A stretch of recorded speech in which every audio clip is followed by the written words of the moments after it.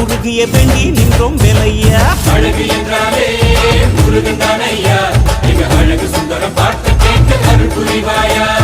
சேவல் கொடியுடன் சிரிக்கும் முருகையா, எங்க வாழ்க்கையில வெற்றி பொங்க தருவாயா. ஆறுபட வீடு கொண்ட முருகனுக்கு அரோகரா, அப்பானுக்கு பாடம் சொன்ன சுப்பனுக்கு அரோகரவும் பேர சொல்லி இந்த ஊரே வந்தோம். உன்னை தேடி வந்து எங்க உள்ள முருகிய வேண்டி நின்றோம் வேலையா.